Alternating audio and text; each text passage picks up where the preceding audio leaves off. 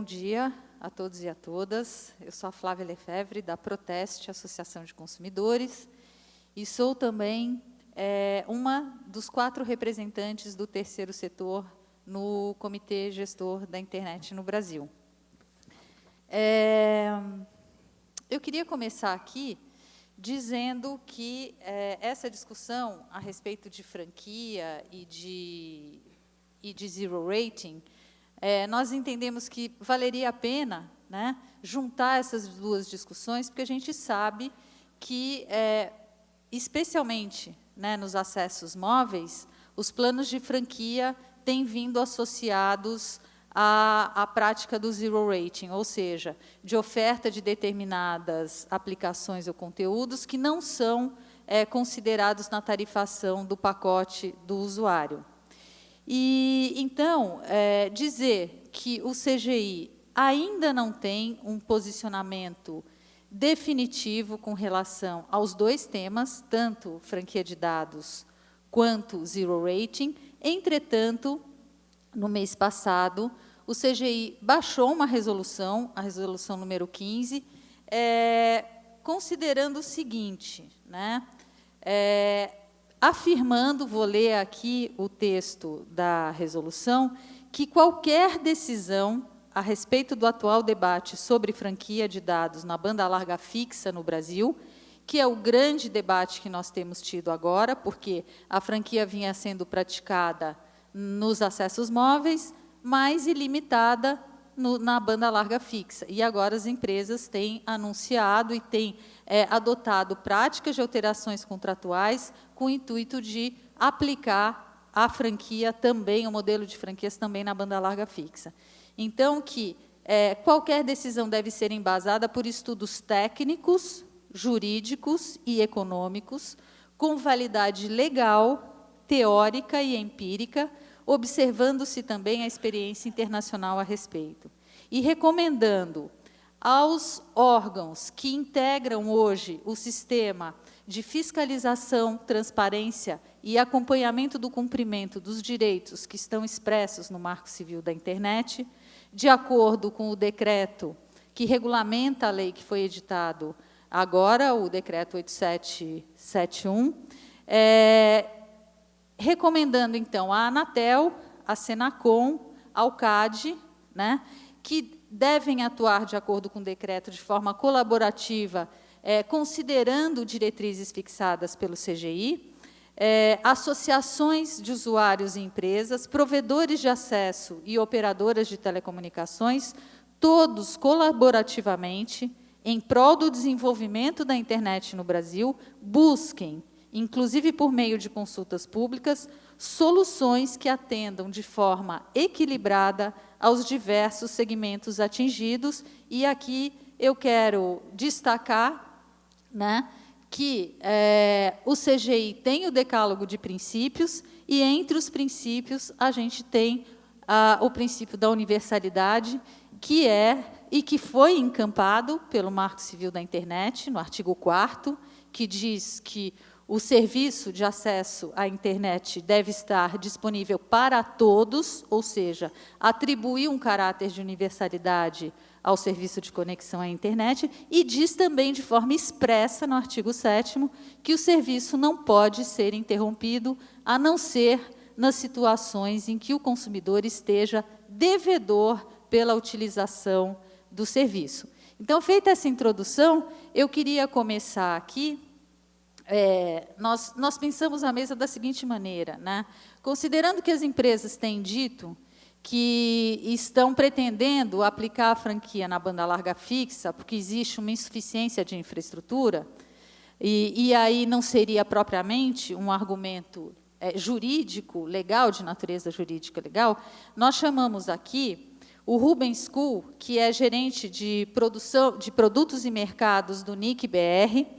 Ele é engenheiro em computação, tem MBA em marketing, foi gerente de engenharia da Neovia e gerente de segurança do UOL, que tem um olhar técnico e reflexões bastante importantes para nos apresentar hoje. Eu queria dizer que cada participante terá 15 minutos, E como a gente está com a pauta meio apertada aqui, eu solicito que as pessoas tentem, no máximo possível, para a gente ter o espaço integral de abertura do microfone e de ampliação desse debate, que é tão fundamental para o nosso país, que depende tanto de ampliar e universalizar e democratizar o acesso para promover a inclusão digital. Rubens, então, a palavra é sua.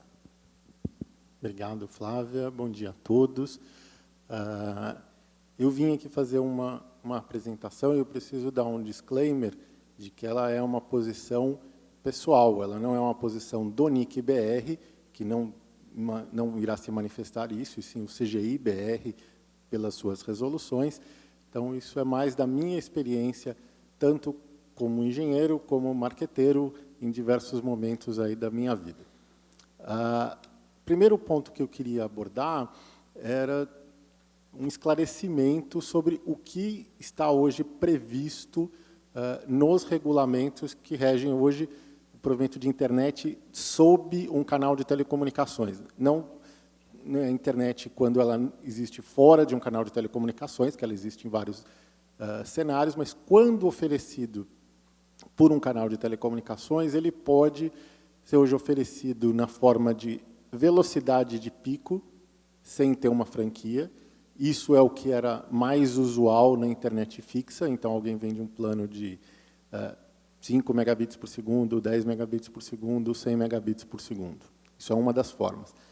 A outra forma é a limitada por franquia ou cota, e que é hoje a mais usual na telefonia móvel, no acesso à internet móvel, onde você tem uma determinada quantidade de bytes, 200 megabytes, 1 gigabyte, 20 gigabytes, e enquanto você tiver isso aí, vai estar funcionando. Depois disso, alguma coisa muda, quer seja para de funcionar, quer seja muda a velocidade. Isso é um modelo. E o terceiro modelo, que é permitido pelo regulatório, e é esse modelo que a maioria das operadoras estão propondo agora para o acesso fixo, é um modelo onde existe uma velocidade determinada de acesso, 50 megabits por segundo, 100 megabits por segundo, mas, além disso, há uma franquia, além disso, há um limitador.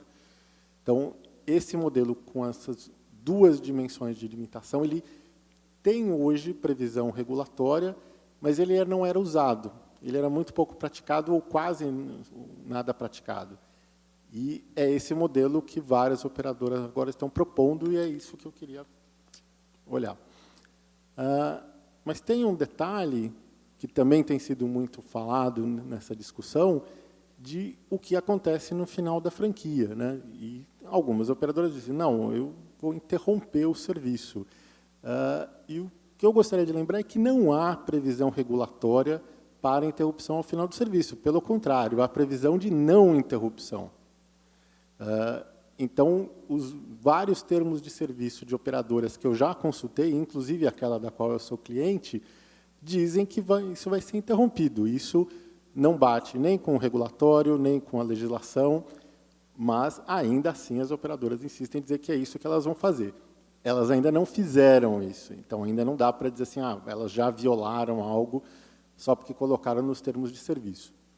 Um detalhe aqui, no caso de móvel pré-pago, é que, no caso do móvel pré-pago, você não tem uma contratação por tempo determinado, você tem uma contratação por volume determinado. Então, para esse caso, a alegação de que o contrato se extingue no final da franquia é válida, mas no caso de contratos de tempo indeterminado, que é o caso do pós-pago, no final da franquia, o serviço não pode ser interrompido, ele pode ser degradado. Então, inclusive, o regulamento especifica quais são os níveis de degradação. Pode ser, depois de um certo tempo, pode diminuir a velocidade, depois de algum tempo, pode suspender o serviço. Existe um escalonamento já previsto e que eu não tenho encontrado contrapartida nos termos de serviço. Assim, então, eles acreditam fazer algo que eles depois vão descobrir que não vão poder fazer. Mas o ponto que eu queria abordar melhor é a questão de termos aqui uma discussão de franquia e velocidade. Porque entender velocidade é um entendimento um pouco mais simples. Ó, eu posso chegar até tanto de velocidade. Entender a franquia já é um pouco mais complicado, porque a gente não tem uma percepção exata de o que gasta cada coisa. Diferente do que acontece, por exemplo, quando você compra uma geladeira, que tem lá assim, ó, esta é uma geladeira econômica, ou esta é uma geladeira que desperdiça. Assim, as pessoas não veem isso nos aplicativos que elas baixam no mobile, dizendo esse aplicativo gasta tanto de dados por dia. Isso não existe. Então, as pessoas já têm dificuldade de lidar com o conceito de franquia. E agora, o que está se propondo é um conceito de franquia e velocidade. E comparar o conceito de franquia, uma determinada franquia e velocidade, com outro determinado contrato só de velocidade ou outro só de franquia, ou mesmo entre franquias e velocidades diferentes, requer um raciocínio matemático que não corresponde ao que a gente vê na população. Eu não achei dados recentes aí de analfabetismo matemático, mas os que eu achei do começo dos anos 2000 eram de quase 60% da população. Então, é irreal acreditar que uma oferta que tenha esse nível de sofisticação consiga ser avaliada por esse nível de consumidor. Diferente de um consumidor corporativo, onde ele tem uma equipe de tecnologia ou um consultor de tecnologia que pode julgar as diferentes ofertas e dizer assim, essa é melhor para mim, essa é adequada, colocar esse nível de análise para um consumidor leigo me parece muito complicado, assim, muito difícil de julgar. Uma outra coisa que eu notei do que está se propondo de franquias é que elas, às vezes, apresentam argumentos ligados à oferta, ou seja, argumentos de quanto custa oferecer um determinado serviço, e, às vezes, argumentos de rentabilização, né? E eu queria dar uma olhada nesses dois ângulos, né? Eu queria começar da oferta. Uma das coisas da oferta que as operadoras têm citado é eu preciso de estabelecer uma franquia para limitar o uso e, com isso, limitar os investimentos na infraestrutura, né? Então, eu trouxe um gráfico aqui, que é o gráfico do ciclo horário da internet, ou seja, isso são as 24 horas do dia, e isso é como é o tráfego na internet. Então, ele tem uma tendência de platô aí no período da tarde, né, entre as 14 e as 20 horas, ele cresce bastante até as 22 horas, que é o horário de maior movimento atualmente, só que depois da meia-noite e até 11 horas, meio-dia do dia seguinte, a internet literalmente está vazia. E eu não vi em nenhuma das propostas de operadoras de franquia de acesso fixo qualquer correlação com o horário. Então, apesar de hoje os investimentos terem que ser feitos por causa da capacidade de pico, e mesmo por causa de um tráfego sustentado diário, que tem um determinado volume, eu não vi nenhuma operadora sugerindo, olha, se você usar à noite, eu vou te isentar da franquia. Que seria algo que teria bastante correlação com vou diminuir investimentos. E que existem em outros mecanismos, até mesmo o transporte público. Em algumas cidades, existem horários onde o transporte é mais barato, exatamente para estimular o uso fora dos horários de alta demanda. E não se viu nenhuma oferta nesse sentido. E isso, sim, teria uma reflexão aí nos custos de infraestrutura. Porque, de resto, todos os outros custos são em função da velocidade de pico oferecida. Então, se você oferece uma determinada velocidade, em algum momento aquela velocidade vai ser atingida e você vai ter que ter capacidade para lidar com isso. Então, essas propostas, para mim, não fecharam em termos de fechar a conta. Ou seja, o que vai se conseguir de redução de investimento? Não me parece aí que se consiga redução significativa.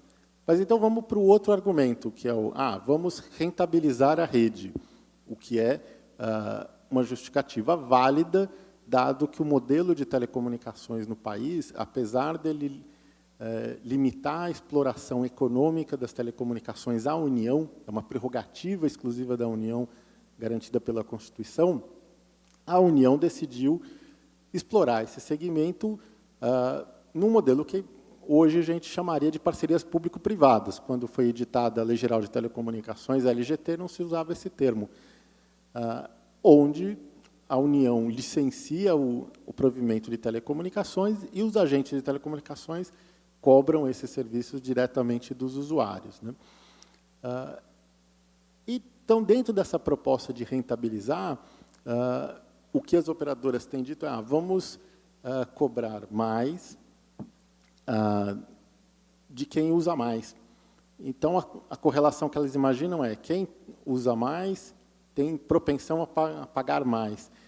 E essa é uma visão que eu acho problemática. Assim, ela não bate com a minha experiência. Então, eu vou citar um caso simples, que é a pessoa que baixa DVDs piratas pela internet. Se ela está fazendo isso, ela provavelmente não tinha o dinheiro ou a propensão de pagar por aquele conteúdo. Então, se ela tivesse, ela teria comprado o DVD. Como ela não tem, aí que ela baixou. Então, esse argumento de que o uso maior está correlacionado a uma propensão de pagar mais, para mim é falacioso. Existem correlações muito mais fortes, conhecidas aí, em marketing, do que se poderia cobrar, que é, por exemplo, o próprio CEP, que assim, pessoas de bairros classe A tenderiam a pagar mais, pessoas de cidades maiores tenderiam a pagar mais do que cidades menores. Essa correlação é conhecida em toda a economia, e ainda assim não é isso que elas estão propondo, por um motivo bastante simples. É muito difícil administrar esse tipo de coisa. Realmente é complexo ter preço por bairro, preço por cidade. Então, muita gente não quer se dar o trabalho de fazer isso, e eu entendo. Realmente, o melhor é fazer pela média. Mas, se fosse uma questão de rentabilizar, essa seria uma coisa bem mais simples. Opa, aqui. E eu peguei aqui um quadro que foi o quanto uma determinada operadora está reduzindo a sua oferta. Então, ela antes pegava... Hoje, por exemplo, vamos pegar a última linha lá de baixo para cima, que é o produto dela de 300 MB. Ela oferecia uma determinada quantidade de bytes trafegados, mesmo de acordo com o regulatório, que só garante 80% da velocidade, e ela agora reduziu isso para 0,3% do que ela oferecia antes, ou seja, ela está reduzindo mais do que 1000 vezes o que ela oferecia antes, que é uma redução muito elevada. Eu pus a mesma redução aqui em velocidade, então, hoje, esse mesmo plano de 300 MB tem uma velocidade média oferecida de 1 megabit por segundo. E a minha pergunta é, por que será que eles estão sugerindo uma redução tão significativa? Eles não estão sugerindo uma redução pequena, é uma redução bastante grande, né? Então, o que será que explica esse nível de asfixia aí que está se tentando aplicar em cima desse produto? E a única coisa a única resposta que eu consegui, onde a conta fecha, onde realmente isso faz algum sentido econômico para um operador, é o zero rating, onde eu tenho aí na esquerda aí uma estrada que não paga, e eu posso vender para aqueles que queiram usar essa estrada que não paga esse direito. Então, eu vendo isso, eu consigo esse acordo com esse outro agente econômico, não o cliente final, cuja disposição de pagamento tem diminuído e não aumentado, e, com isso, eu consigo um outro modelo de negócios. Mas, para poder vender isso, eu tenho que criar uma escassez. Eu tenho que forçar a que essa linha expressa seja vendável. Então, esse plano, pelo menos, faz sentido, porque todas as outras propostas falavam, eu vou aumentar minha receita, mas isso também diziam, isso vai recair sobre um número muito pequeno de assinantes. Se isso recai sobre um número pequeno de assinantes, a receita gerada por isso é baixa. Então, pelo menos, esse modelo faz sentido para um agente econômico. Se isso faz sentido ou não do ponto de vista de política pública, é por isso que nós temos o painel. Mas isso, pelo menos do ponto de vista de marketing, faz sentido. E eu queria encerrar com uma sugestão de caminho. A gente tem vários caminhos para chegar no mesmo lugar, mas talvez um caminho mais produtivo para equalizar custos, receitas nesse mercado, fosse ter ofertas de banda que não tivessem uma garantia tão grande.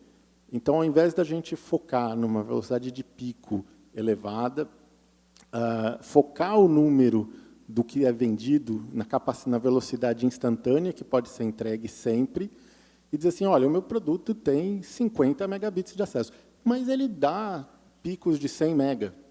Assim, mas você focar no produto, na velocidade que ela pode ser garantida durante praticamente todo o tempo. Isso tanto seria uma forma mais honesta de comunicação com o cliente, quanto permitiria aí equalizar receitas e investimentos de uma forma melhor. Era isso que eu queria comentar aqui, introduzir o painel. E um pequeno comentário, mas que eu vou deixar mais para o Basílio fazer.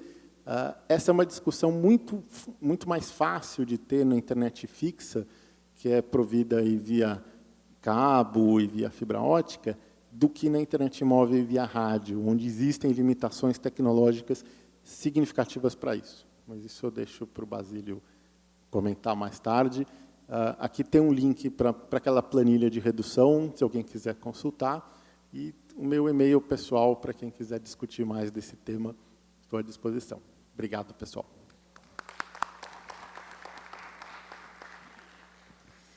Bom, então eu passo agora para o Basílio.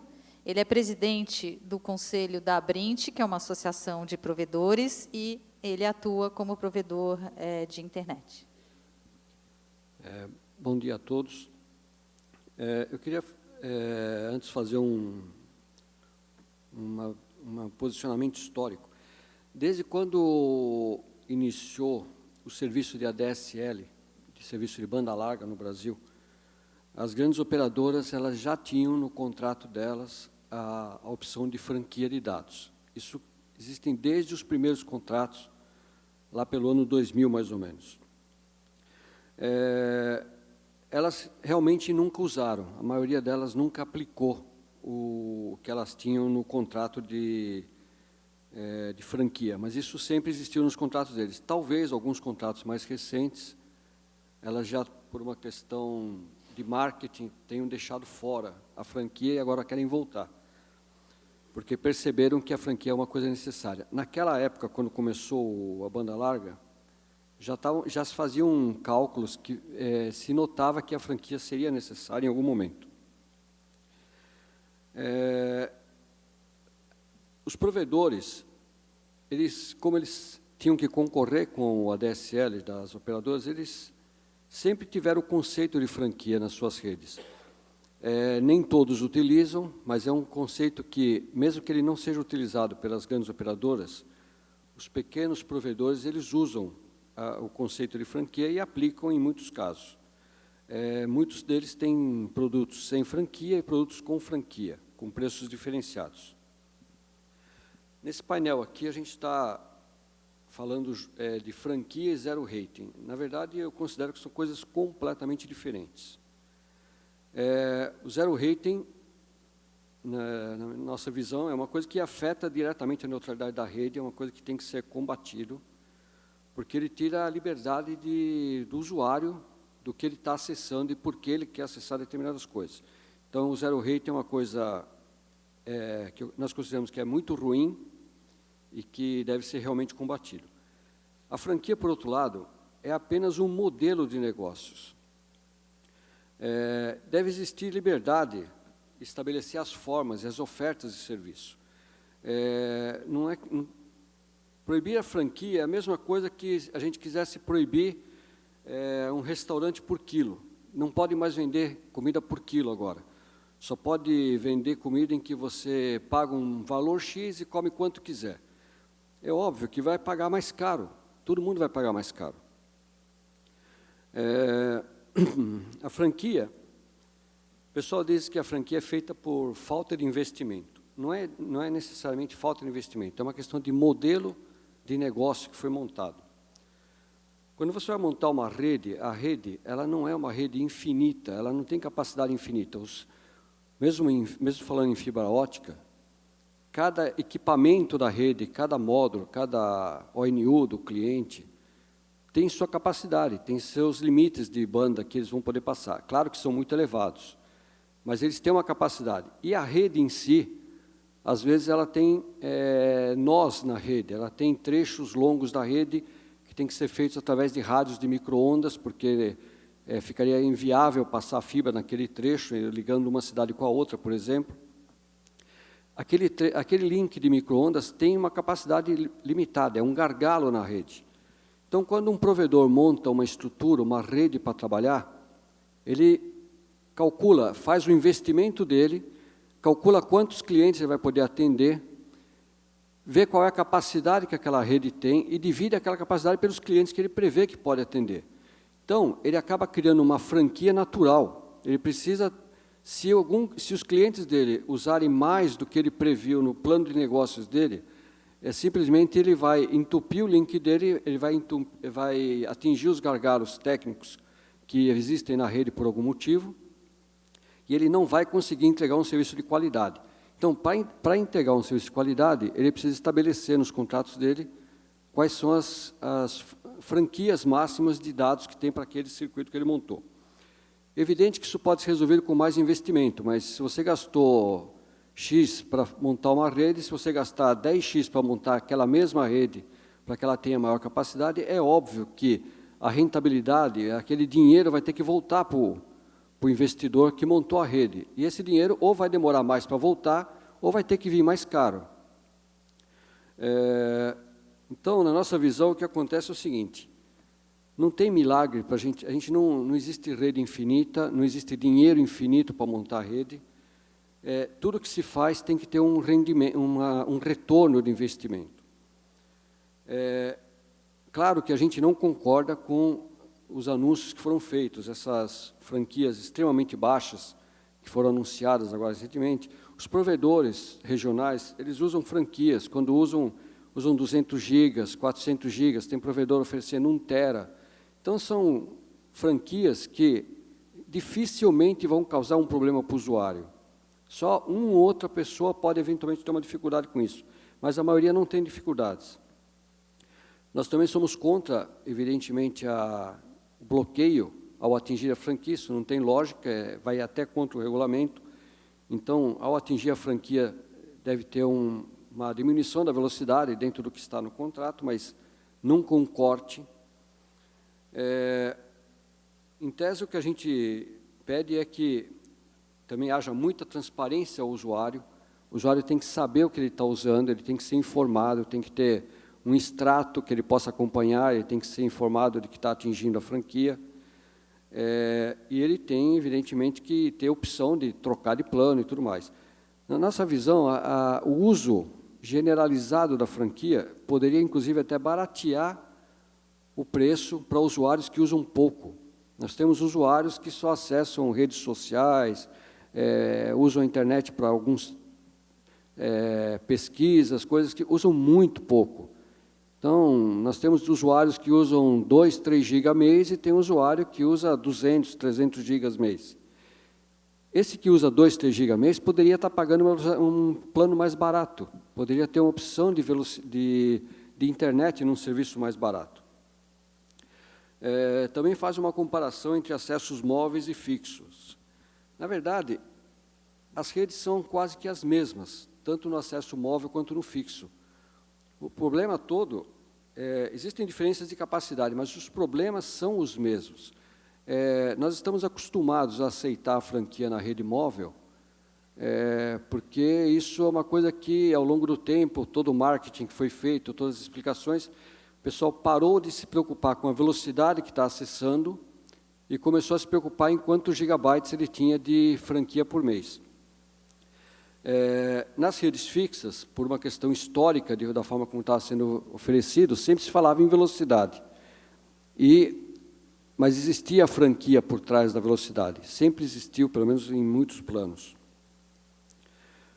Eles são, na verdade, são serviços muito parecidos, tanto móvel quanto fixo, e eles têm os mesmos tipos de problemas. Se a gente tivesse no móvel a capacidade de as franquias fossem muito altas, iria ter tanta antena de celular quanto pessoas, praticamente. Então, seria uma coisa até inviável atualmente. Mas, basicamente, é isso que eu...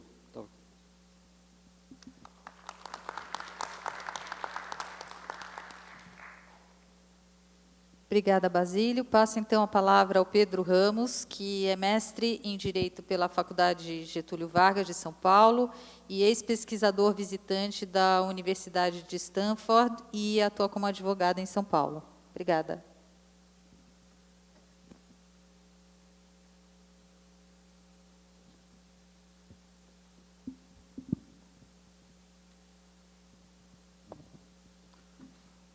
Bom dia a todos e a todas. É um prazer estar aqui no Fórum na Internet organizado pelo CGI. Queria cumprimentar todo mundo aqui da mesa. Meu nome é Pedro, eu sou advogado em São Paulo. Estudei, pelo menos meus últimos 5 anos de vida acadêmica foram dedicados a estudar questões relacionadas à neutralidade da rede e especificamente Zero Rating, que foi algo que surgiu de repente na minha pesquisa em torno de 2014, quando eu estava em Stanford, e acabou sendo um dos focos principais do meu trabalho também. E eu quero falar especificamente sobre Zero Rating aqui. Meus colegas de mesa falaram bastante sobre banda larga fixa, sobre o franquia de dados, e eu quero focar esse assunto mais do lado do Zero Rating e vamos, obviamente, falar um pouquinho da relação entre eles. Então, a gente vai discutir aqui questões como o que é, por que surgiu o Zero Rating, quais são as consequências disso. A ideia é fazer mais uma discussão do estado de arte, da discussão acadêmica com vocês, colocar um pouco das minhas conclusões que eu cheguei nos últimos trabalhos que eu publiquei sobre o assunto e também deixar aberto aqui algumas interrogações para que a gente possa trazer uma discussão depois junto com os demais. Então, eu quero falar aqui sobre algumas coisas. Eu vou falar sobre um problema, eu vou falar sobre 2 hipóteses e eu vou falar sobre 2 perspectivas diferentes de abordar a questão do Zero Rating. Então, nosso problema é bem claro. É o Zero Rating em si. O que é o Zero Rating? De onde ele veio? Então, a minha ideia é falar um pouquinho sobre o que é aqui. Então, não vou ficar perdendo muito tempo aqui, eu sei que vocês são pessoas super ligadas ao que acontece. O Zero Rating é um modelo de negócio no qual o operador, após o cliente esgotar sua franquia de dados, ele permite que continue usando serviços sem custos. Então, uma rede social que eu posso utilizar, um serviço de mensagens que eu posso utilizar, ainda que eu não tenha a minha franquia de dados. Esse não é um tema novo. No Brasil, as primeiras experiências disso remontam aos portais WAP, na época do 2G no Brasil. As primeiras experiências internacionais vieram do Facebook em 2010, com o programa Facebook Zero, que ele ainda é replicado, embora com outros nomes, em diversos países da Ásia e da América Latina, especialmente. A experiência logo em seguida ao Facebook Zero, que é uma experiência mais institucional, que é da própria Wikimedia Foundation, Wikipedia Zero, e uma experiência da Google também, que foi o Google Free Zone, que atuou em cerca de 5, 6 países diferentes, entre os anos de 2012 e 2014. Em 2014 foi um ano muito importante para quem pesquisava esse assunto, foi o ano em que eu também comecei a me interessar mais sobre o assunto do Zero Rating, que foi quando surgiram as primeiras experiências de acesso patrocinado nos Estados Unidos, por meio da AT&T. Ao mesmo tempo, a Facebook começa a remodelar o seu programa de Zero Rating, lançando uma segunda plataforma, a plataforma do Internet.org, com um aplicativo por meio do qual as pessoas podiam acessar aqueles conteúdos dentro do aplicativo, sem cobrança de dados da sua franquia. Também começam a surgir as primeiras experiências de Zero Rating para vídeo no mobile, e a questão regulatória, que começa a aparecer com mais força quando você tem autoridades do Chile, Holanda e Noruega posicionando-se contra a prática do Zero Rating. E 2015 foi quando a discussão realmente estourou, onde a gente teve consultas públicas no Brasil, Estados Unidos e Índia sobre Zero Rating, com diferentes resultados. No Brasil, a consulta pública foi bastante acalorada, mas o posicionamento do governo foi que o decreto não entraria diretamente no assunto Zero Rating, embora há um indicativo contrário em alguns dos artigos, houve uma omissão, entre aspas, por parte do decreto nesse sentido, até por conta do princípio da legalidade. No caso dos Estados Unidos, houve uma omissão proposital também, foi deixado espaço para experiências empresariais nesse assunto e a autoridade regulatória resolveu não entrar no mérito desse discurso por enquanto. E na Índia o posicionamento foi totalmente oposto, com a autoridade regulatória falando expressamente contra o Zero Rate. Ao mesmo tempo que essas discussões regulatórias aconteciam, o modelo se expandiu demais na Ásia e principalmente na América Latina. E o próprio Internet.org da Facebook foi alvo de várias críticas em países como o Brasil, Índia e outros países da América Latina, passou a se tornar o Free Basics, que é basicamente a mesma plataforma, mas com algumas diferenças importantes, que agora trata-se de um modelo, entre aspas, de plataforma aberta, um modelo utilizado pela BenchOn, da operadora T-Mobile nos Estados Unidos. E é óbvio, começa a surgir também algumas experiências alternativas ao modelo de Zero Rating tradicional que nós temos visto. Modelo de rewards, modelo de data allowances e modelo de cartão SIM específicos para determinado produto ou determinado serviço. E aí a gente vem para a próxima pergunta. Por que surgiu o Zero Rating? Isso daqui. Por que surgiu o Zero Rating? E agora a gente vem para as duas hipóteses que eu venho tratar aqui. A minha primeira hipótese para por que surgiu o Zero Rating é subdesenvolvimento. Esse foi o paper que eu produzi em 2014, durante minha estada em Stanford. A gente fez uma pesquisa em 64 países para tentar identificar se havia padrões socioeconômicos entre os países que, entre 2011 e 2014, adotaram práticas de Zero Rating pelo Facebook, Google, Wikipedia ou Twitter. E a gente encontrou alguns padrões socioeconômicos interessantes.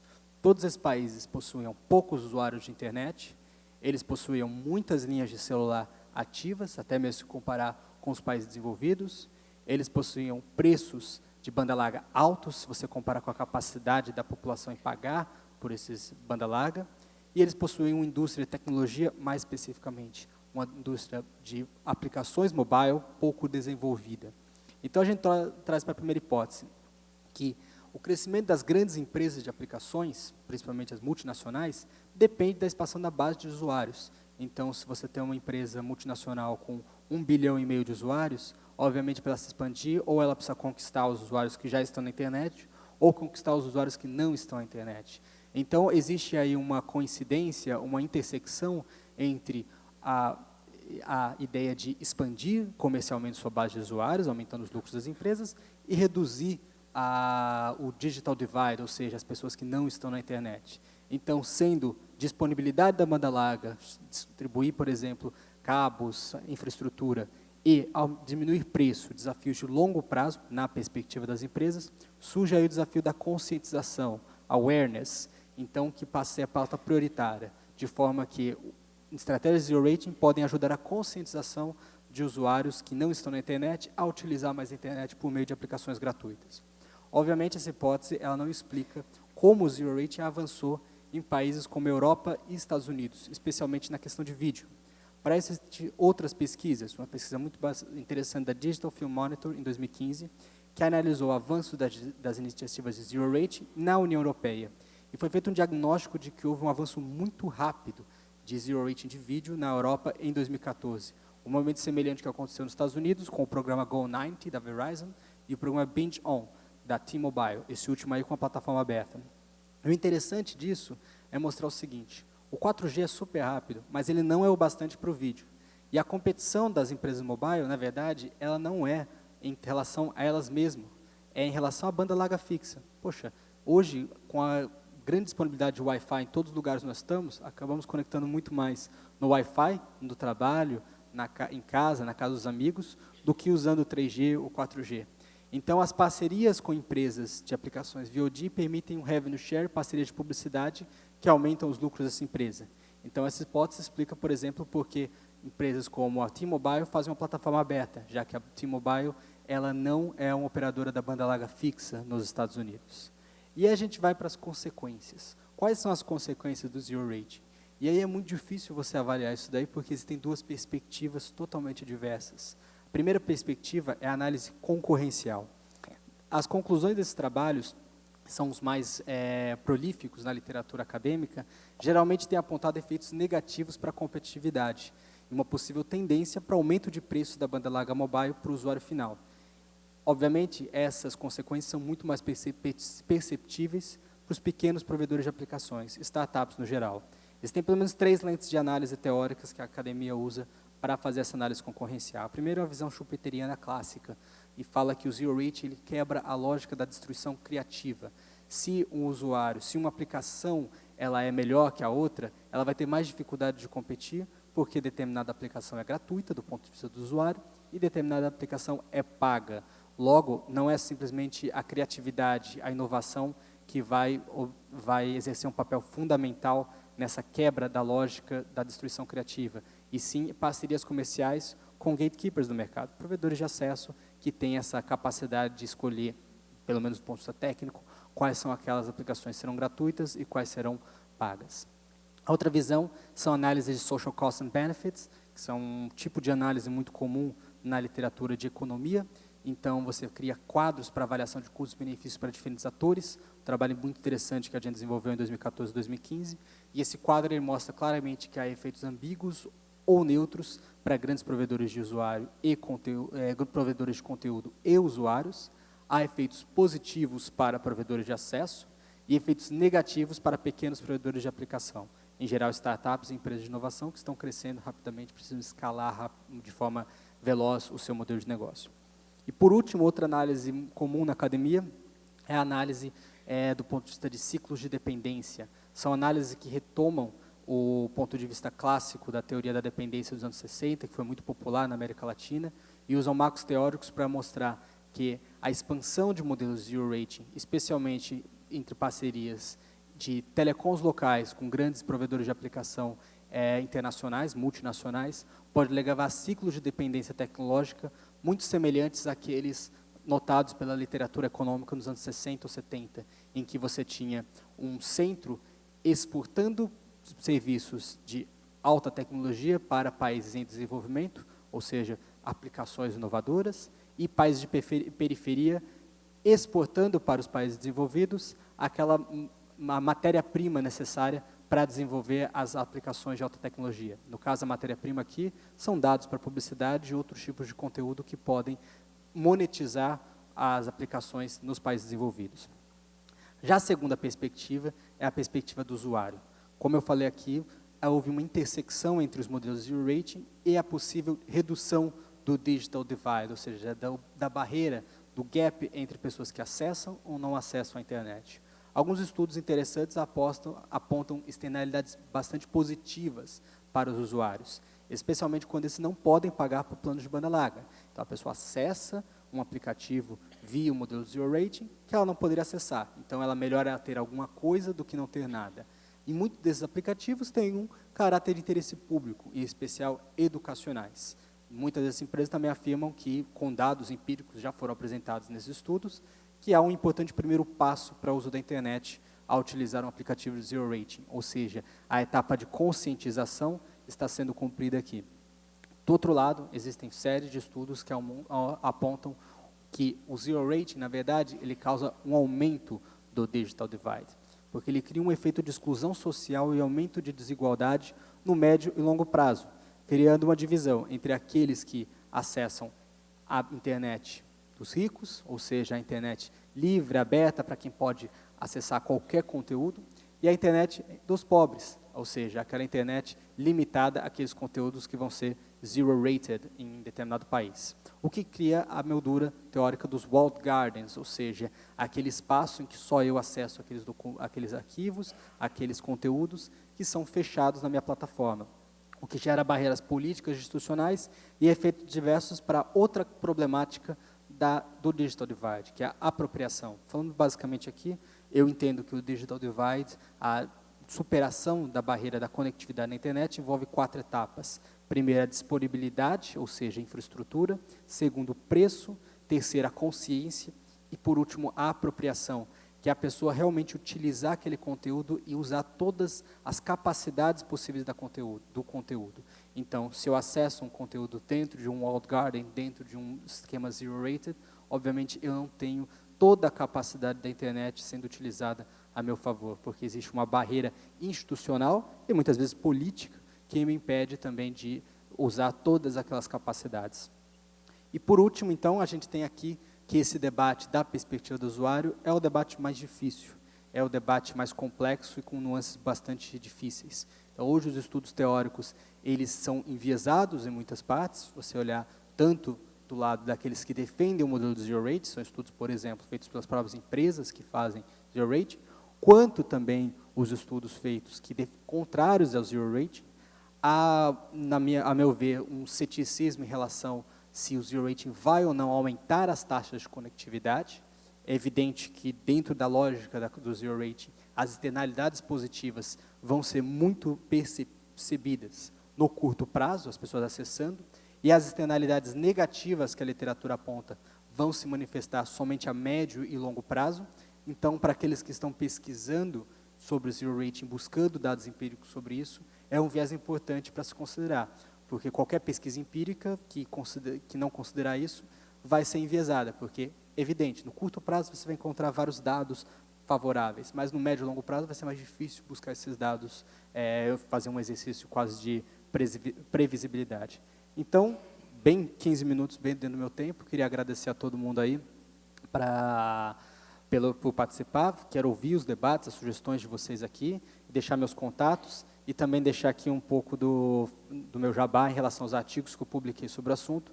Quem tiver interesse, entre na minha página, neutralidadedarede.com.br, mais fácil e óbvio, impossível.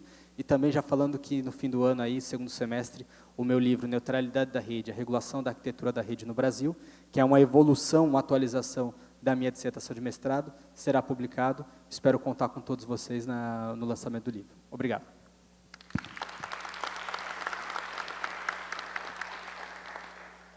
Bom, eu passo então a palavra ao Dr. Carlos Bruno Ferreira da Silva, do Ministério Público Federal. Ele é procurador da República, secretário de Cooperação Internacional adjunto, coordenador do Grupo de Trabalho de Tecnologia da Informação e Comunicação do Ministério Público Federal, doutor em Direito Constitucional, Proteção de Dados, pela Universidade de Sevilha e Instituto Max Planck, de Heidelberg. Obrigada, doutor Carlos Bruno.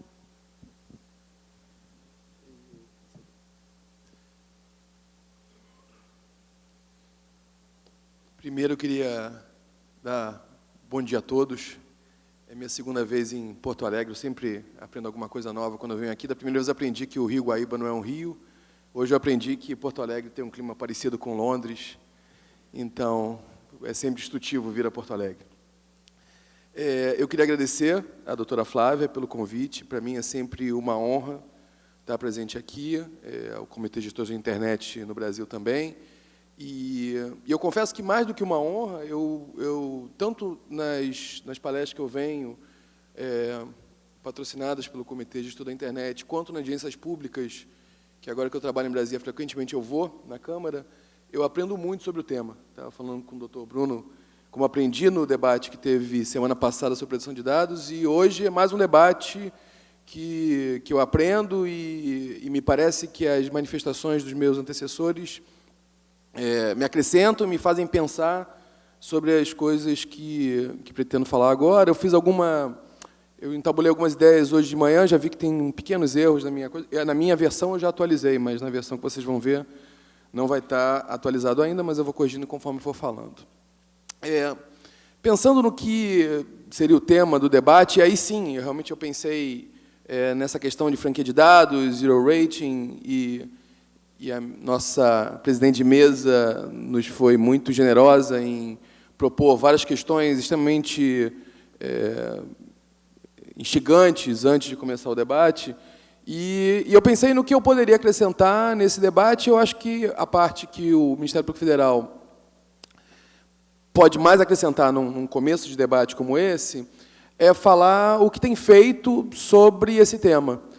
E aí eu fui pensar, e eu fico muito feliz de estar presente as minhas colegas aqui, em especial a Márcia e a Neide, que são coordenadores de 2 outros grupos de trabalho do MPF que trabalham com internet, um grupo de crimes cibernéticos que atua junto à segunda Câmara do MPF, que é a Câmara Criminal, e o grupo de comunicação social, que atua na questão da perspectiva do direito cidadão, enquanto o meu grupo de trabalho trabalha na perspectiva da ordem econômica e do consumidor, e a gente tem trabalhado muito junto. E ao longo dessas 4 notas técnicas que eu vou comentar, especialmente as 3 primeiras, pensamos juntos os problemas que envolvem essas temáticas no Brasil. E, por acaso, por um enorme acaso, eu consegui dividir essas 4 notas técnicas nos semestres dos últimos 2 anos. Então, a primeira vez que trabalhamos mais diretamente essa temática de... Deixa eu só baixar aqui, que ali não está dando para ver muito bem. Que trabalhamos com essa ideia, que primeiramente pensamos nessa questão de zero rating a ponto de necessitar escrever alguma coisa sobre o tema, foi numa nota técnica feita no primeiro semestre de 2015 sobre as propostas de regulamentação do Marco Civil da Internet. Esse é um processo altamente lento, infelizmente, dentro do governo federal. Havia no mandato anterior, e acredito que com o atual presidente também, uma tentativa de discutir o tema, mas por N razões, o avanço desse tema, tanto da regulação do Marco Civil, quanto num tema que, claramente, afeta o tema pela questão da proteção de dados, pela uma lei de proteção de dados, é um tema que avança muito lentamente. Então, nós fizemos uma proposta de regulamentação, ou algumas propostas para a regulamentação no primeiro semestre, e o decreto saiu agora no primeiro semestre de 2016. Mas já nessa discussão da regulamentação do Marco Civil, enfrentamos esse problema do zero rating. Por acaso, eu e a doutora Neide tínhamos ido ao IGF de Istambul, em 2014, e tínhamos tido uma perspectiva provavelmente mais negativa do que positiva do zero rating.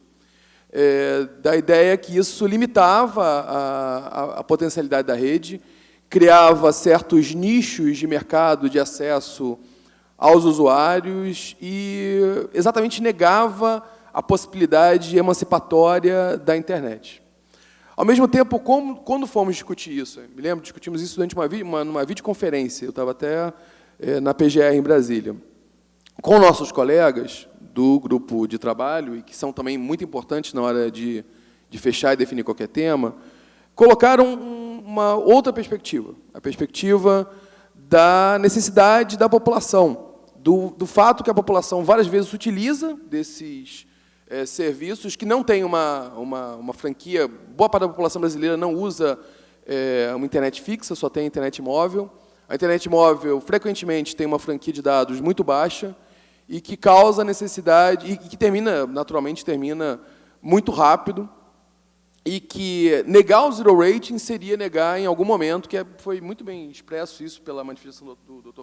Pedro, negar isso seria, de alguma forma, negar, e eu consegui entender bem a avaliação, no curto prazo, esse acesso dessas pessoas à internet, a própria inserção digital dessas pessoas. Essas situações ficam muito claras nos eventos que têm ocorrido frequentemente, especialmente em relação ao WhatsApp, de suspensão do serviço do WhatsApp, suspensão da aplicação, em razão da negativa em algum processo criminal. Que tem acontecido já em alguns casos, temos outros que eu tenho conhecimento andando, e é um tema, nesse momento, conflituoso entre aplicativo, entre posição dominante, grupo econômico que domina o aplicativo, que claramente é o Facebook, e o Ministério Público Federal e Estadual, em vários casos. Dessa questão disso, que quando a gente suspende o aplicativo, a gente nega acesso às pessoas em inserção digital e mais ainda, que talvez seja mais grave, nega hoje em dia muitos serviços públicos de pequenos municípios. Há vários serviços públicos de pequenos municípios que se utilizam do WhatsApp, se utilizam do Facebook, se utilizam desses aplicativos clássicos de zero rating para poder continuar existindo. E, além disso, a partir do momento que também alguns aplicativos de zero rating não tinham tantas limitações de acesso como outros, como, por exemplo, o Facebook, mas, por exemplo, como foi colocado aqui, havia Wikipédia 0, Twitter 0, permitia, de alguma forma, a manutenção, em tese, do zero rating, permitia um acesso a aplicativos de internet, a serviços que davam uma ampla possibilidade de conhecimento e que mantinham essa liberdade de conhecimento na internet. Então, nessa primeira nota técnica, uma nota técnica do primeiro semestre de 2015, opinamos a favor do zero rating, a favor da possibilidade do zero rating na internet brasileira, que isso não violaria a neutralidade de rede. Num segundo momento, e logo a seguir, um pouco antes do IGF de 2015, que foi em João Pessoa, enfrentamos a questão do internet.org. E emitimos essa nota técnica um pouco antes disso. E no internet.org, de alguma forma, essas questões voltaram, né? Havia, na minha visão, uma necessidade de compatibilizarmos aquela visão anterior com a visão do nosso posicionamento como MPF como um todo, como as várias posições do MPF quanto ao internet.org, e não sermos contraditórios num ponto e no outro. E com um agravante, e um tema que é muito importante para o GT de Comunicação Social, que é a questão da universalidade da rede. Eu me lembro que, muito antes disso, 2013, 2012, eu fui com a doutora Márcia conversar na Embratel sobre a questão da universalização da rede, e que envolve essa questão do quanto é uma obrigação pública e o quanto é uma possibilidade de também ser concedido de outras formas, de forma que a população possa ter acesso à internet.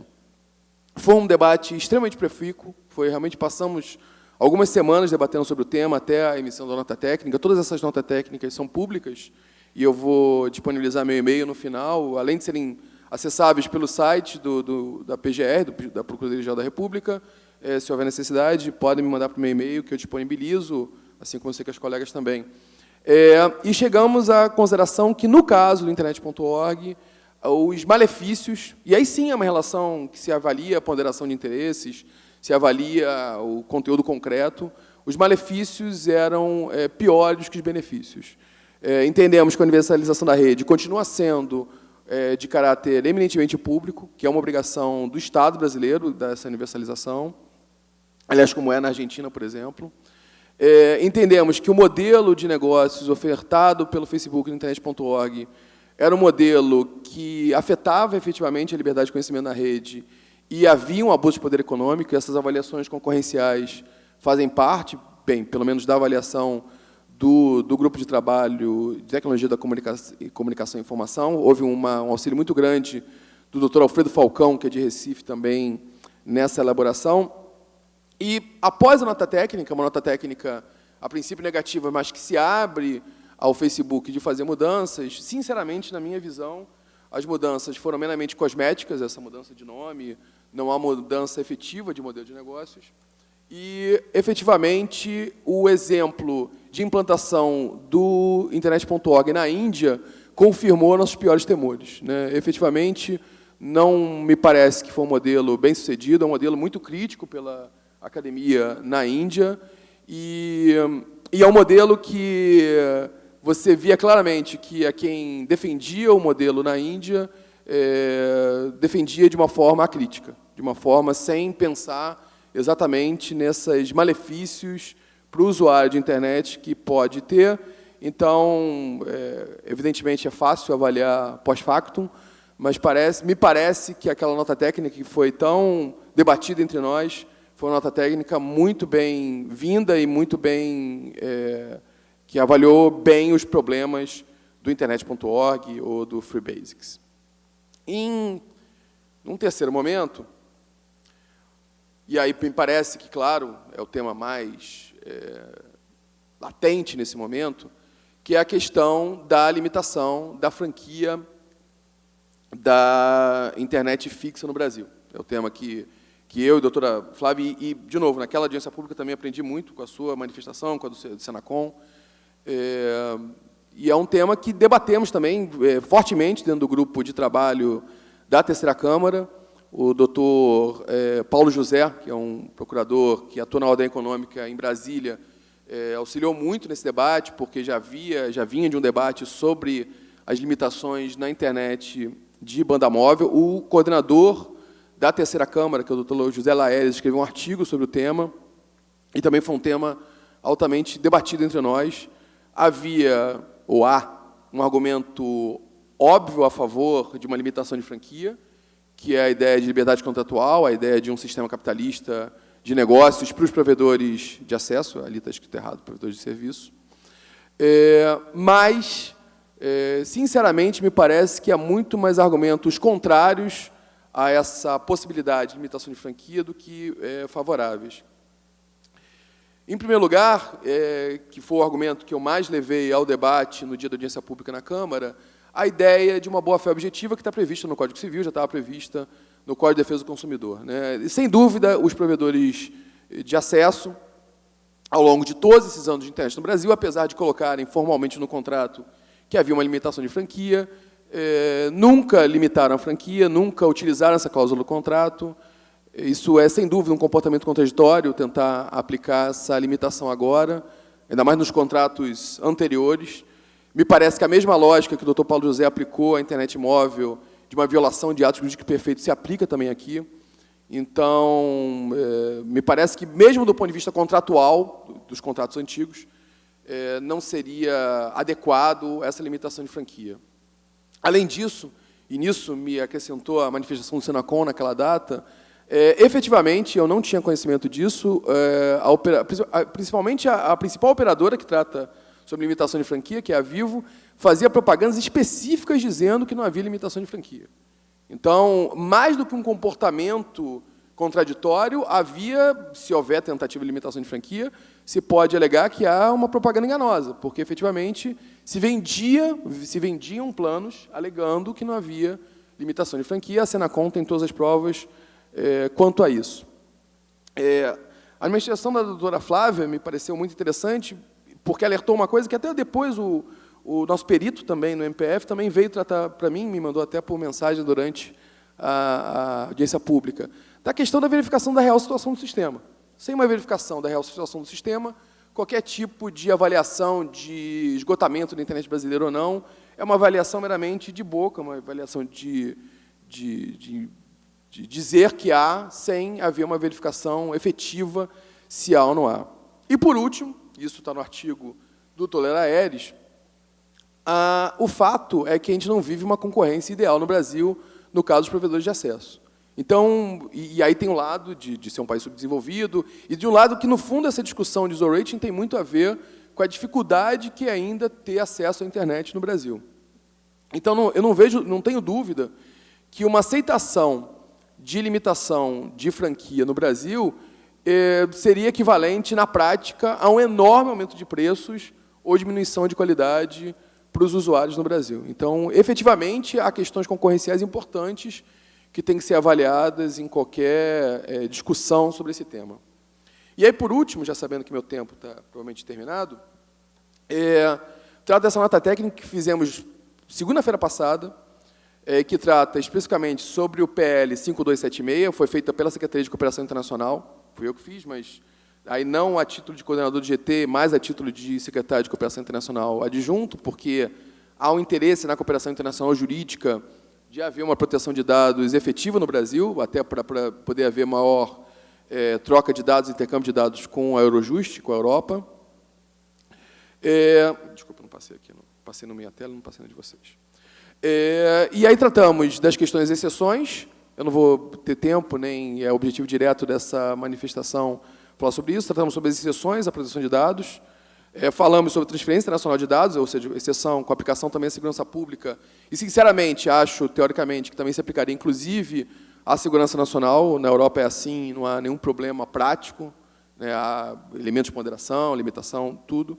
Mas, quanto ao principal, para fins dessa apresentação, reforço o problema que já houve quando o deputado Molon incluiu disposições de proteção de dados no Marco Civil, da não criação de uma autoridade nacional de regulação do Marco Civil, e, no caso específico, de proteção de dados. O projeto atual, que veio do governo, de novo, não trata sobre isso, tem limitações sobre isso. E, na nossa nota técnica, a gente ressalta que, sem uma autoridade nacional para tratar sobre o tema, e sem uma autoridade nacional com poderes adequados para tratar sobre o tema, ficaremos sempre limitados, ou sempre a discussão será sempre complicada no Brasil. Me parece que, apesar dos maiores esforços da Anatel no tema e da tentativa da Anatel de ser um regulador no sistema, a Anatel normalmente não atua com a efetividade e conhecimento necessário no tema de internet. É importante que haja uma outra autoridade nacional para que o tema seja discutido mais profundamente. E aí me abro para vários modelos. Modelo estatal clássico de agência, o modelo que até o deputado Molon está propondo agora, o modelo ligado ao legislativo, o modelo privado ligado ao Comitê de Gestão da Internet, mas, sem dúvida, é um tema que não podemos mais fugir. Muito obrigado.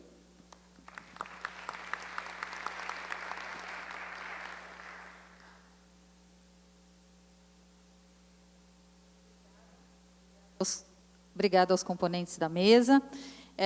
Eu acho que todas as falas se complementaram bem e trazem para a gente reflexões, que eu espero que apareça agora nas perguntas, especialmente quanto, primeiro, zero rating. Ok, entendo as considerações que foram feitas pelo Dr. Carlos Bruno, mas concordo também com o Basílio quando diz o seguinte: o zero rating implica, sim, em quebra de neutralidade da rede, se não enquanto a franquia está válida, né? Mas, no momento em que a franquia se acaba e existe o bloqueio de acesso a toda a internet e o consumidor só utiliza uma determinada aplicação, está havendo uma discriminação e está havendo bloqueio, que são duas práticas proibidas pelo Marco Civil da Internet. Não sou contra o zero rating, e estou falando aqui em nome da Proteste, Associação de Defesa dos Consumidores, do zero rating enquanto a franquia está válida, mas do bloqueio, ao final, nós entendemos que há uma quebra de neutralidade. Eu acho que ficou claro aqui também, no que diz respeito à questão dos planos de franquia, como foi muito bem colocado pelo Rubens, da grande dificuldade de haver transparência na relação contratual e de acompanhamento pelo consumidor e controle de seu consumo. Porque, se nós estamos falando de um serviço essencial para o exercício da cidadania, é necessário que o consumidor pudesse, num cenário de planos de franquia, controlar e saber. E a gente sabe que, por exemplo, pesquisas recentes mostram que 30% da banda é consumida por propagandas que você não consegue impedir, que você não controla, que entram no seu aplicativo. Queria também, eu acho que ficou claro aqui, que essas práticas, especialmente a prática de franquia, compromete o caráter complementar que existe hoje entre os acessos móveis e a banda larga fixa. A gente sabe que as franquias dos acessos móveis são extremamente reduzidas, né, e que as pessoas só se viram com isso, e os consumidores mais pobres, porque podem usar o acesso Wi-Fi dos lugares onde frequentam. A partir do momento que os planos de franquia forem estabelecidos, né, ninguém vai abrir o Wi-Fi ou vai cobrar para abrir o Wi-Fi e nós vamos perder o caráter complementar e, mais uma vez, os consumidores de baixa renda serão os mais atingidos. E outra questão que eu acho que aparece aqui é a insuficiência de políticas públicas, né, e de planejamento para longo prazo para garantir a universalização da infraestrutura, e que banda larga, ao contrário do que se tem dito, não é uma questão de mercado, como o Dr. Carlos Bruno disse, é uma obrigação do Estado, e isso está na Constituição Federal, está na Lei Geral de Telecomunicações, e a sociedade vem brigando por isso, porque, afinal de contas, há mais de 13 anos a gente paga o FUST, já foram Fundo de Universalização de Serviço de Telecomunicações, já foram recolhidos mais de 12 bilhões de reais de FUST, e recolhe-se, nós, consumidores, pagamos, para universalizar os serviços que são essenciais, mais de 2,5 bilhões por ano, o que faria uma diferença fundamental para se democratizar o acesso à internet no Brasil, porque, afinal de contas, só pouco mais, 52% dos brasileiros têm acesso à internet, e esses 52% estão concentrados nas regiões mais ricas do país. Passo a palavra, então, à plateia e vamos aos debates.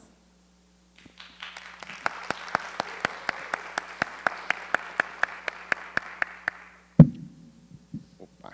Bom, o Marcelo vai ter que se encurvar bastante para falar aqui. É uma boa.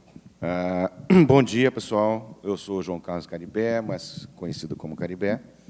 Eu sou... Está me incomodando. Eu estou baixinho, estou tendo que ficar curvado. Acho que alguém... Vou tirar. Isso. Isso, agora ficou bom.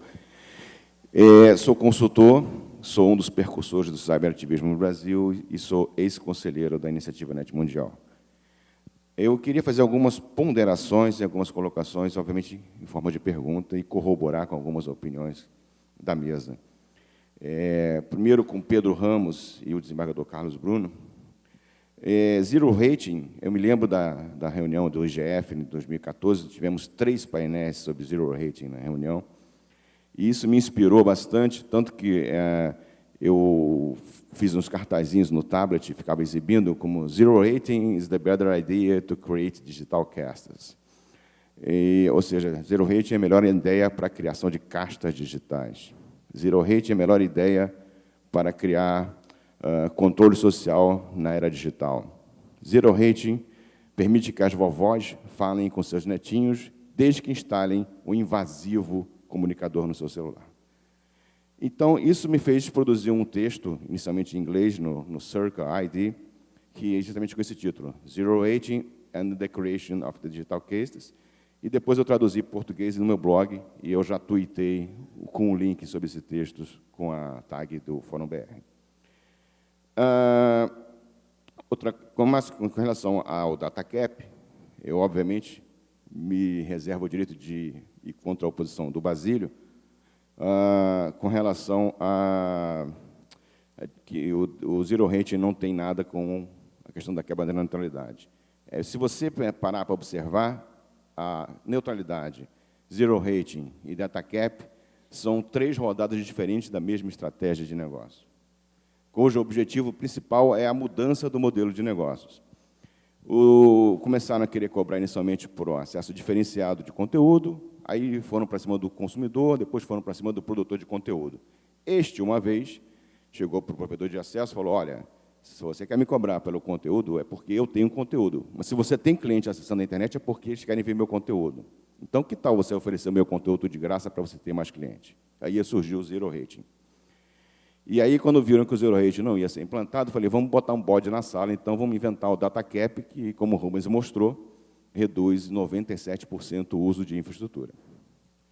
Consequentemente, se você fizer um exercício um pouco maior, você vai conseguir conectar a ideia do DataCap com a neutralidade. Mas o principal problema do DataCap, nesse momento, que está em questão, além de ser as questões ligadas ao consumidor, também é ligada às questões da universalização do acesso, uma vez que você vai criar um diferencial econômico para acesso à internet. Só quem tem dinheiro vai poder acessar a internet como a gente acessa hoje em dia.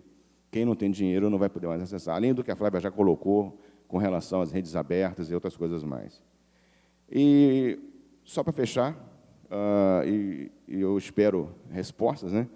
A Vivo, por exemplo, ela colocou um plano de 25 MB com a franquia de 130 GB.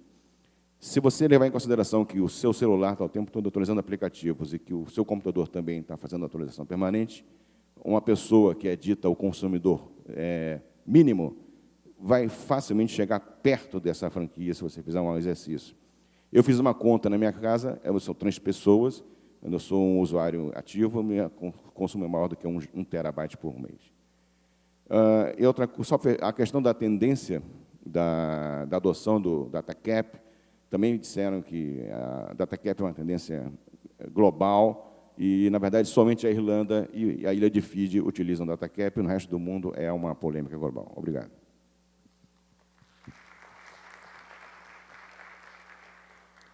Marcelo Saldanha, do Instituto Bem-Estar Brasil. Vai ser 30 segundos, menos.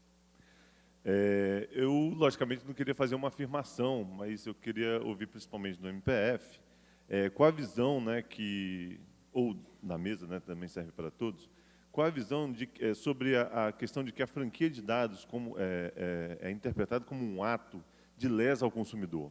Porque, de fato, não tem como o cidadão, né, o consumidor, ter controle efetivo do que está se abatendo da franquia dele. Isso tanto na internet fixa quanto na internet móvel. Então, esse debate de DataCap, não, na fixa não pode, mas na móvel pode, eu queria saber a visão do MPF em relação ao direito do consumidor a partir dessa perspectiva, né, de que a franquia de dados ela é uma lesa direta, né? E A outra questão, na verdade, também é o MPF, é mais para poder reafirmar a importância que esse órgão tem, especialmente PFDC e o GT de comunicação, dentro do contexto de universalização da banda larga, deles poderem atuar mais fortemente ou mais incisivamente junto à Anatel para poder evitar a criminalização do uso de espectro não licenciado para compartilhamento de acesso à internet. Houve um estudo que foi feito preliminarmente no ano passado, junto com o artigo 19, a gente também conversou com a doutora Márcia, mas, enfim, tem alguns desenrolares que estão acontecendo agora na agência, e eu queria aqui reforçar, né, a relevância e a importância do MPF em atuar nessas questões junto à agência. Então, fica só para registro.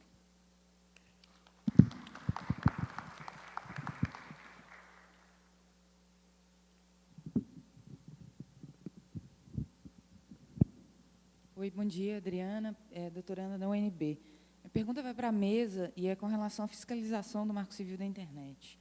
A gente viu no decreto que regulamentou a lei, que ficou a cargo da Senacom, mais da Anatel, com diretrizes do CGI.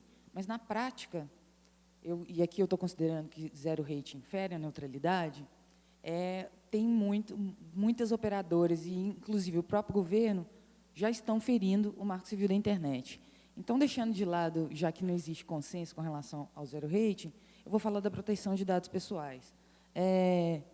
No artigo 9º do Marco Civil da Internet, capítulo 2, fala que o tratamento de dados pessoais precisa de ter um consentimento sobre sua coleta, uso e armazenamento. No último dia 29 de junho desse ano, o governo interino soltou um decreto que dispõe sobre o compartilhamento de bases de dados da administração pública federal.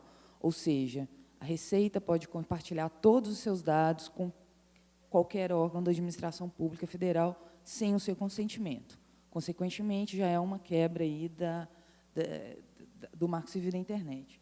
Somado a isso, o projeto de lei que veio do Executivo de Dados Pessoais cita 34 vezes o termo autoridade competente. E aí eu coloco a minha pergunta sobre isso. Quem é essa autoridade competente do Brasil que vai trabalhar tanto com o Marco Civil como com a proteção de dados pessoais, sendo que você tem essa coisa de meio Anatel, meio Senacom, diretrizes do CGI, e acaba que, na prática, não acontece essa fiscalização.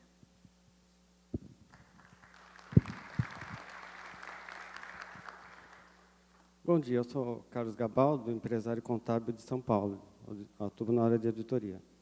Eu queria falar da TIM. Eu sou um cliente da TIM, né? Ela tem uns planos extremamente privilegiados para o corporativo. Valores baixos, franquias altas, e não cancela depois que acaba a franquia. É extremamente discriminatório. Eu queria ver a opinião de vocês.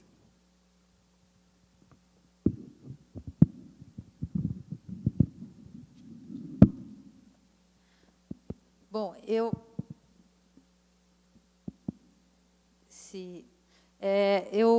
considerando que a gente tem pouco tempo para encerrar, eu vou passar para todos os integrantes da mesa, né, a palavra, e aí as perguntas vão sendo respondidas,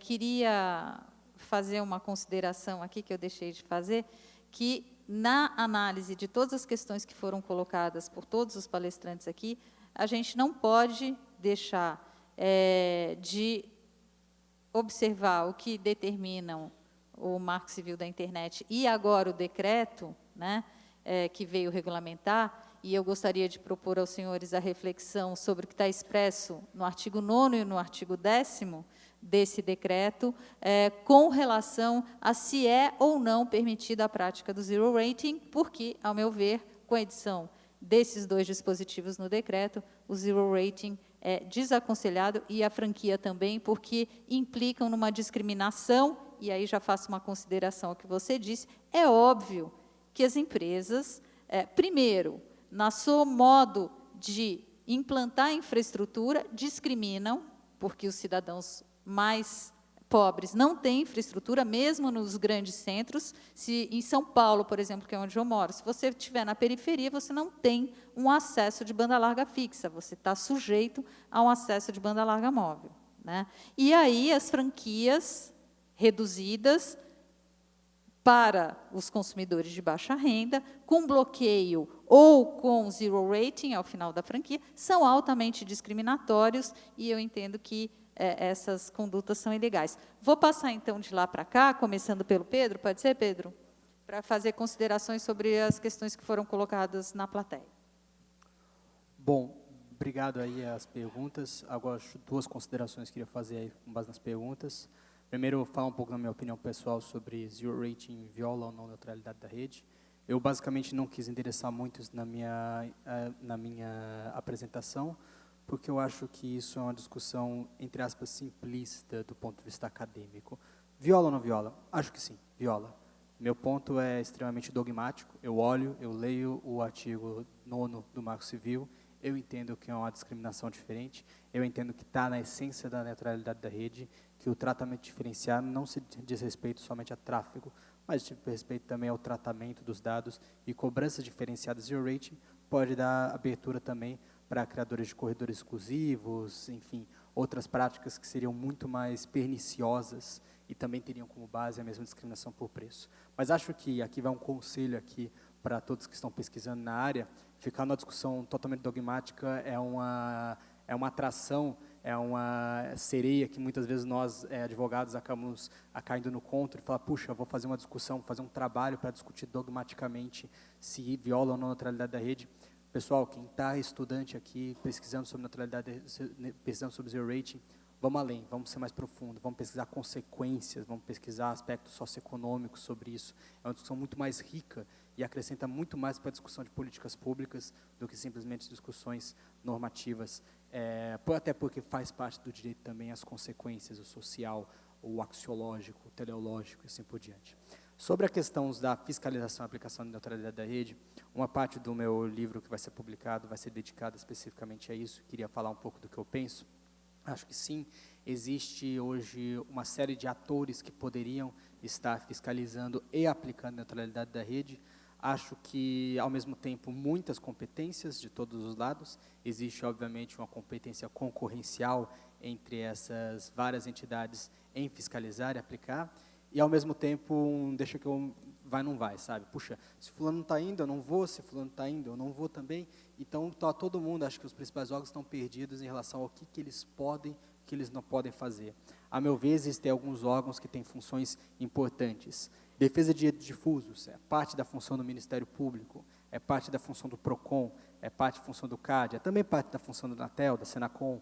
Aplicação de sanções, além desses 4 que eu falei aí, também tem a questão do judiciário. O judiciário também vai ser, em última instância, aquele que vai aplicar sanções, entre aspas, definitivas. Eu falo entre aspas porque eu sou advogado. E, por último, eu também coloco uma função de articulação importante, que existem entidades como o próprio CGI-BR, como a Anatel, como o Senacom, que também podem ter uma função importantíssima, prevista em seus estatutos, de articular os demais atores da sociedade em torno do tema. Ninguém está falando de colocar sanções, ninguém está falando nem eu mesmo de colocar best practices no mercado, talvez seja mais para o pessoal da autorregulação, mas de articular os atores em torno de, puxa, isso é o que a gente pode fazer, isso é o que a gente deveria estar fazendo, isso é o que nossa contribuição para a defesa do Instituto da Neutralidade da Rede na sociedade brasileira.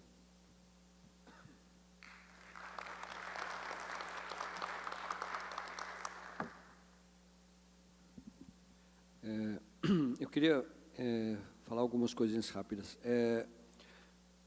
Realmente, para o zero rating, nós consideramos que realmente ele fere a neutralidade da rede, ele é ruim. Principalmente para as pequenas, é ruim para o público, porque ele acaba sendo enganado, e é ruim para as pequenas operadoras que têm que concorrer com as grandes, porque elas podem fazer acordos que depois as pequenas operadoras podem ficar fora do mercado por causa disso. Sobre a questão da concorrência, falo muito como que o Brasil só tem grandes operadores. O Brasil não tem só grandes operadores. O Brasil tem quase 6 mil operadores de SCM autorizados na Anatel.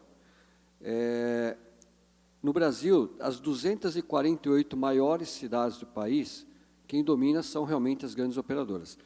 Todo o restante do Brasil, as outras 5 mil cidades praticamente, 30% dos acessos são feitos por pequenos operadores regionais, nas pequenas cidades do Brasil. Em algumas cidades, o provedor regional acaba sendo, inclusive, o principal provedor da cidade, porque a grande operadora mal atende aquela cidade.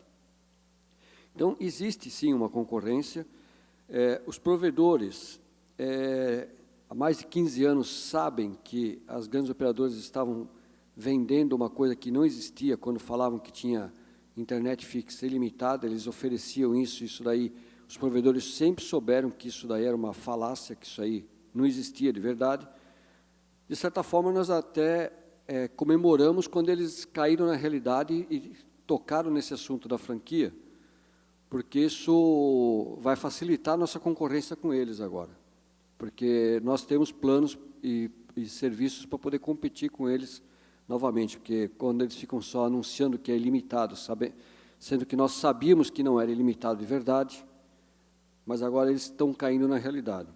Claro que isso aí tem uma série de problemas contratuais, uma série de questões que têm que ser levadas em consideração, mas eu acho que é saudável que a gente não tente proibir a franquia, porque proibir a franquia vai trazer prejuízos para a população em termos de custo e em termos de velocidade, porque tem duas opções: ou você aumenta o custo, ou você reduz as velocidades.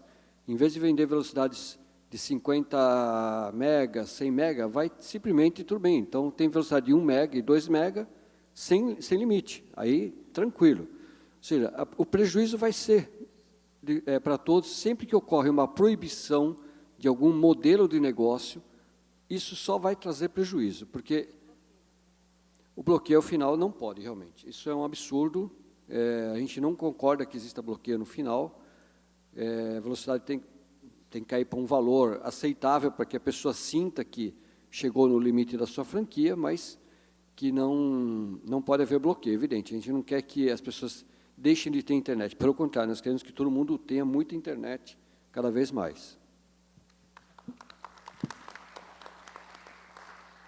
Só complementando uma fala que o Basílio colocou, que eu achei muito interessante, às vezes a gente viciado em pensar, puxa, estamos num mercado de banda larga que 97% é comandado por 3, 4 empresas.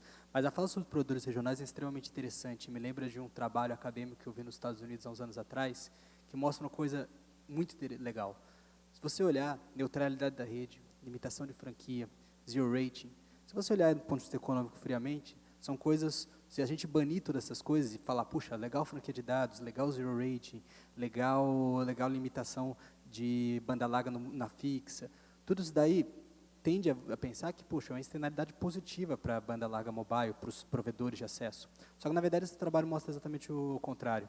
Neutralidade da rede, proibição de zero rating, proibição de limite de franquia fixa, tem externalidades extremamente positivas para provedores regionais e pequenas empresas de telecom, pois dá força para eles competirem com os grandes.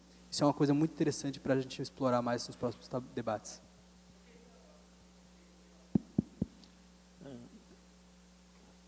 Eu queria a posição do pesquisador em relação à TIM, do corporativo.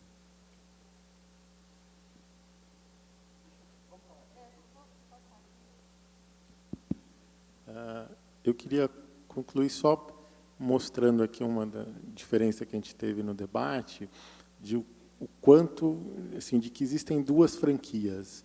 Uma franquia é a franquia que racionaliza o investimento em infraestrutura de telecomunicações. E outra é a franquia que estrangula artificialmente um produto para criar uma escassez e vender o zero rating do outro lado. São duas franquias diferentes que ficam confundidas na mesma discussão. Então, quem propõe um desses modelos de negócio tenta aliciar o apoio dos outros para a manutenção da franquia, sendo que eles têm objetivos muito diferentes. Então, assim, queria comentar isso. Eu queria responder uma pergunta que foi feita de quem fiscalizar, numa negativa, assim, de que eu gostaria de sugerir que as pessoas não imaginassem o NIC-BR como fiscalizador de neutralidade de rede, que é uma coisa que eu vi muito nas contribuições do Marco Civil, onde eu vi que as pessoas acabam confundindo um pouco o papel do NIC-BR, que é o Núcleo de Informação e Coordenação, que é uma estrutura, vamos dizer, opt-in, de pessoas querendo trabalhar juntas, de você quer trabalhar legal, vem com a gente, querendo transformar no núcleo de intimidação e coerção, né, que seria o outro NIC-BR, para fiscalizar coisas, punir pessoas, punir empresas, tal, e que não é a vocação da organização, essa é a vocação dos órgãos de defesa do consumidor, dos órgãos de polícia, do MPF, e a gente quer deixar isso para quem tem essa vocação e não para quem está tentando agregar por aumentar com quem quer colaborar. Obrigado, pessoal.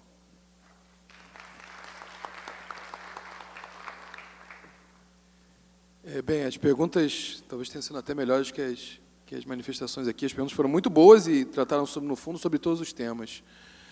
A questão de zero rating, eu sempre estou aberto a pensar. Eu só tenho medo que a gente tenha uma atitude que é comum na regulação de ser paternalista em excesso com a população. Tem vários autores americanos que hoje em dia falam isso, da questão de regulação. O Kerstenstein fala sobre que, até foi conselheiro do Obama, fala sobre a questão de nudge, de tentar convencer a população. Eu realmente tenho essa preocupação sempre de ponderar os interesses envolvidos e tentar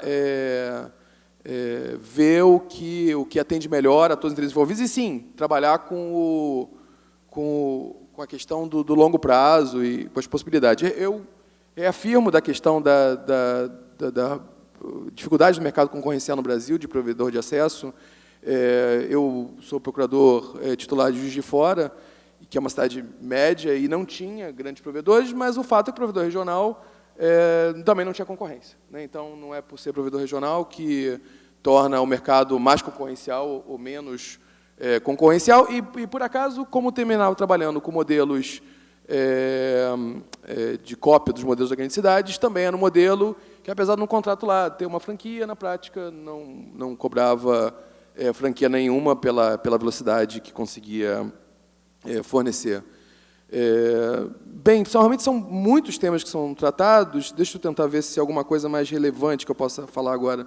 Universalização de acesso é um esforço enorme. Eu sei que, especialmente, que a Márcia faz, realmente a gente tem certeza que ela, né, muito mais do que eu, bate cabeça com o governo federal. A gente acha que eles deviam ter uma atitude mais intensa nisso.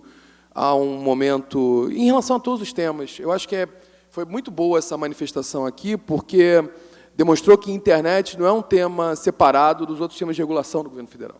O governo federal, nesse momento, vive um momento de perplexidade, de onde o Estado pode atuar, e, claro, a Lava Jato influencia nisso, né, o tema da moda, influencia nisso do que o governo federal pode fazer, o que não pode fazer, do que deve passar para a iniciativa privada, do que deve fazer diretamente, do que deve atuar como regulação e do que deve atuar como política pública. E todos os sistemas que a gente está tratando aqui um pouco passam sobre isso. O que é direito, o que a gente pode exigir como regulação que deva ser concedido à população e o que a gente pode trabalhar no modelo de negócio e como a gente faz uma regulação que, ao mesmo tempo, não asfixie o modelo de negócio. Eu acho que não tem respostas óbvias nesse tema. Há uma tentativa enorme, eu acho que de todos os envolvidos, de trabalhar. Queria tratar mais dois assuntos antes de terminar. Primeiro, realmente me pareceu estranho o governo fazer um decreto sobre compartilhamento de dados ao mesmo tempo que mandava um projeto de lei de proteção de dados. Ao mesmo tempo, não considero diretamente ilegal que haja na norma legal, previsões de compartilhamento de dados dentro de finalidades de órgãos estatais. Isso ocorre frequentemente em todos os países da Europa, então acho que a discussão não deve ser nem radical para um lado nem para o outro, mas acho que o governo, talvez, por bom senso, devesse ter esperado a discussão dentro do parlamento. E acho, sim, vou repetir o que eu falei no meu final, que acho que a questão da fiscalização é extremamente relevante. Sinceramente, acho que continua a gente vivendo num modelo que todos fiscalizam e, na prática, ninguém fiscaliza, porque não tem ninguém especialista para falar sobre o tema. A Anatel ela é altamente hesitante, a Senacom, que tem, normalmente, ótimas manifestações, mas não sei se vai ter a capacidade institucional necessária para fazer uma fiscalização disso geral. Concordo com as questões quanto a um órgão privado, como o NIC-BR, como o CGI, com as dificuldades disso de usar o porrete, e tenho certeza que o Ministério Público e o Judiciário podem atuar como segundo plano de fiscalização, mas não como primeiro plano de fiscalização, porque não é o objetivo dessas instituições atuar dessa forma. Muito obrigado. Pedro, eu vou te dar 1 minuto para você falar sobre a pergunta do Vou ser colega. super ali. rápido. Eu não conheço especificamente os planos da TIM, tá? Então não vou falar pela TIM, porque eu tenho um desconhecimento exatamente sobre isso. Minha opinião sobre a diferença entre planos corporativos e planos para usuários, acho que essa diferenciação é válida, tá? Acho que faz parte também da liberdade de modelo de negócio. Evidente, você pode gerar situações em que os planos para usuários são extremamente limitados, o que aí deveria ser analisado com outra lógica, a loja de abusividade, uma loja de muito mais ligada à defesa do consumidor, para a gente olhar tanto em termos de propaganda enganosa, que acontece muitas vezes, não só nessa indústria, como em todas as indústrias, como abusividade também. Pessoal, eu queria, antes de terminar, botar um outro ponto de reflexão aqui que não apareceu, a gente tem um tempo curto, né? Mas que é a grande importância da gente manter a separação entre o que é telecomunicações, necessidade de investimento em infraestrutura para universalizar o acesso, pois, afinal de contas, a infraestrutura de telecomunicações serve de suporte para o serviço de conexão à internet, mas que a gente mantenha o serviço de conexão à internet, como ele é hoje classificado pelas normas em vigor, como um serviço de valor adicionado e, portanto, fora da atribuição regulatória da Anatel. Nós não queremos que a internet...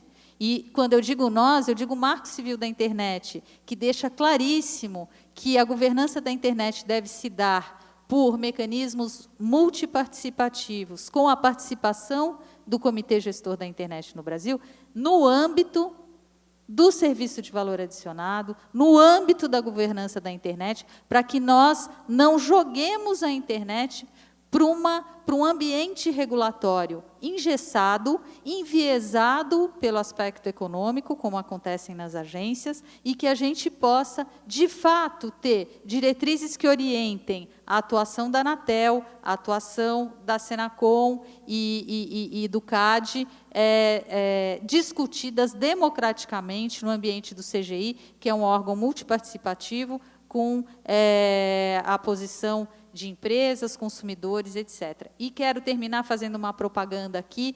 Ontem, diversas entidades lançaram a coalizão Direitos na Rede, lançaram a campanha Internet sob Ataque, por conta de mais de dezena de projetos de lei que estão tramitando no Congresso, tentando um retrocesso nos direitos que nós conquistamos com o Marco Civil da Internet.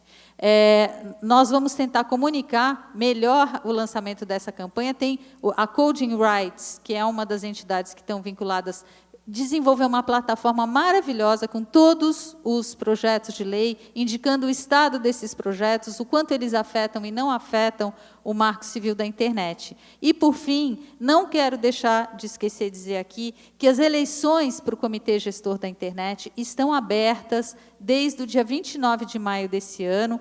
A inscrição para as entidades para o colégio eleitoral se encerra no dia 28 de agosto e a gente precisa, nesse cenário institucional em que o Comitê Gestor da Internet ganha relevância, a gente precisa legitimar isso e o máximo de entidades possíveis se inscrever para o processo eleitoral. Declaro fechado esse painel. Muito obrigada a todos e vamos para os próximos. Até mais.